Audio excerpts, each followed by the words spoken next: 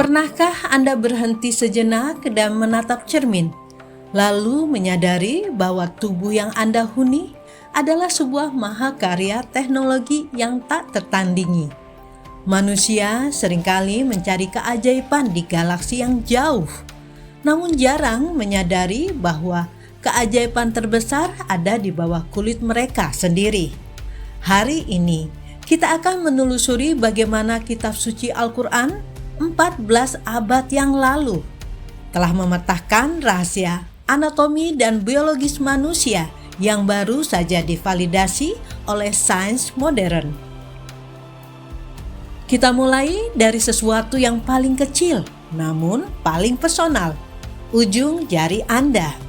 Pada tahun 1880-an, Sir Francis Galton baru menetapkan bahwa sidik jari adalah identitas unik yang tidak dimiliki dua orang yang berbeda di dunia ini. Namun, perhatikan surat Al-Qiyamah ayat 4.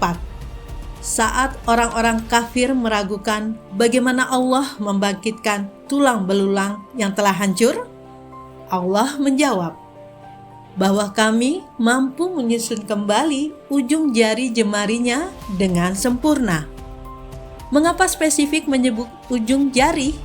Karena itulah tanda tangan biologis yang paling presisi yang Tuhan berikan kepada setiap individu.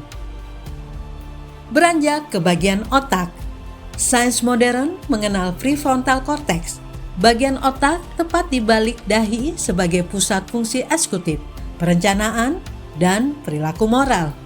Inilah tempat di mana keputusan untuk jujur atau berbohong diambil. Menakjubkannya, Al-Quran dalam surat Al-Alaq menyebut bagian ini sebagai nasiyah atau ubun-ubun yang pendusta dan durhaka. Al-Quran tidak menyalahkan orangnya secara abstrak, tapi menunjuk langsung koordinat biologis di mana kebohongan itu diproses. Keajaiban berlanjut pada sistem saraf kita. Pernahkah Anda bertanya, mengapa luka bakar tingkat 3 yang sangat dalam justru terkadang tidak terasa sakit? Medis menjawab, karena saraf penerima nyeri atau reseptor nyeri pada kulit telah hancur.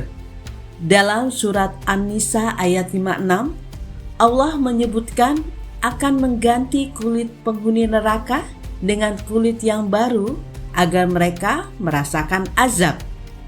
Ini adalah pernyataan neurologis yang sangat akurat bahwa kulit adalah organ utama perasa sakit. Begitu pula saat manusia mendaki ke langit.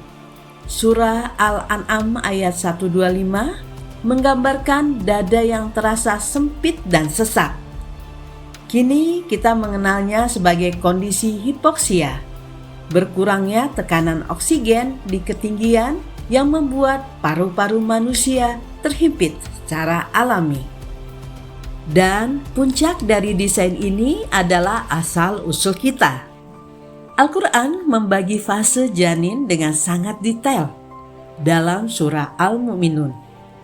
Dari nutfah, saripati air, menjadi alaqah, sesuatu yang melekat seperti lintah, hingga mut'ah, segumpal daging. Menariknya, Al-Quran menyebutkan tulang terbentuk lebih dulu sebelum dibalut oleh daging. Sebuah urutan kronologis yang baru dibuktikan oleh mikroskop modern. Terlebih lagi, surah As-Sajdah ayat 9 menyebutkan urutan perkembangan indera, pendengaran, baru kemudian penglihatan. Fakta medis mengkonfirmasi bahwa telinga janin memang berfungsi jauh sebelum matanya terbuka. Semua isyarat ilmiah ini bukan sekedar informasi, melainkan undangan bagi kita untuk berpikir. Bagaimana mungkin seorang manusia di tengah gurun pasir 1400 tahun lalu mengetahui detail anatomi yang baru ditemukan dengan alat super canggih hari ini? Jawabannya hanya satu. Informasi ini datang dari sang arsitek yang merancang tubuh itu sendiri. Maka, Setiap kali Anda bernafas, setiap kali jantung Anda berdetak, ingatlah bahwa Anda adalah bukti nyata dari kebesaran Sang Pencipta.